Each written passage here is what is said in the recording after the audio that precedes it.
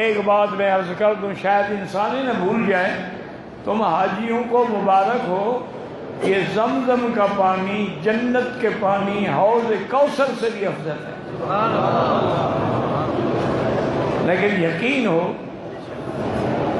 وجہ کیا ہے؟ یہ ایسے نہیں ہے الحمدللہ، ہم ایسے بات نہیں کہتے ہیں جیسے ہمارے حلوائی مولوی لکھتے ہیں حدیث شریف میں ہے۔ وہ کون سی حدیث شریف ہے بھائی؟ کوئی اس کا حوالہ بھی تو ہونا، حدیث میں ہے بھائی۔ حدیث صحیح بھی ہوتی ہے، ضعیف بھی ہوتی ہے، حسن بھی ہوتی ہے، اور حدیث موضوع بھی ہوتی ہے، مرسل بھی ہوتی ہے، منقطع۔ کون سی حدیث؟ پھر کس حدیث طبقات کن کتابوں میں ہے؟ نہیں، حدیث میں ہے۔ یا لکھیں گے بزرگ فرماتے ہیں کہ بھئی بزرگ کا نام تو لو، بزرگوں نے فرمایا ہے۔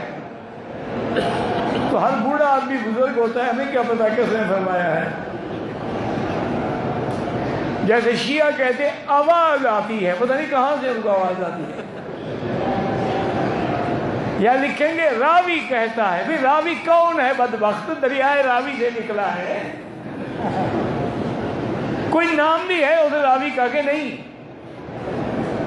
یہ بات نہیں ہے۔ حدیث سے علماء استدلال کہ صحیح حدیث میں ہے کہ میرے مدنی سرکار کا سینہ مبارک کھولا گیا، شق کے صدر، شرح صدر اور چیز ہے، شق کے صدر اور چیز ہے۔ اور جبریل علیہ السلام ہر چیز جنت سے لے کے آئے، انہوں نے اللہ کے حکم سے سینہ کھولا، ہر چیز جنت سے آئی، لیکن حضور کے دل کو زمزم کے پانی سے دھویا۔ تو علماء نے دلیل پکڑی کہ اگر جنت کا پانی افضل ہوتا تو جبریل تھک تو نہ جاتا نا۔ معلوم ہوا کہ زمزم کا پانی جنت کے پانی سے بھی افضل ہے۔ اور بعض علماء نے بڑی عجیب دلیل دی ہے، ایک اللہ والے نے، انہوں نے کہا کہ جنت کا پانی حوض کوثر ہو یا نہر کوثر ہو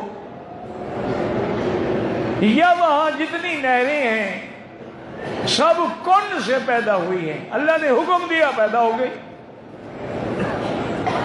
لیکن زمزم میں اللہ کا حکم بھی ہے، ایک پیغمبر کے پاؤں بھی ہیں، اور جبریل کا پر بھی ہے۔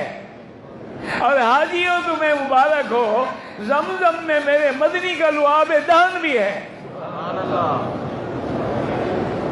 لیکن یقین کی بات ہے نا، ایک دفعہ میں مدینہ منورہ میں آ رہا تھا، دل کیا کہ پانی زمزم پی لوں۔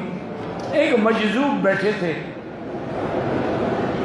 زمزم کا پانی ہاتھ میں پکڑا ہوا تھا، بڑی عجیب بات کی انہوں نے کہا یا رب صدق قول حبیبک واشف عبدک، اللہ اپنے حبیب کی بات کو سچا کرو اور مجھے شفا دو۔ آپ کے حبیب کا فرمان ہے نا کہ زمزم شفا ہے، تو پھر اپنے حبیب کی بات کو سچا کریں۔ ایسی اس نے درد سے بات کی نہ کی، اصل بات بھی وہی ہوتی ہے، یاد رکھو، جو دل سے نکلتی ہے۔ تو بہرحال زمزم جو ہے یہ ایک عظیم نعمت ہے، اور اسماعیل اس وقت اسی جگہ تھے جہاں کنواں ہے۔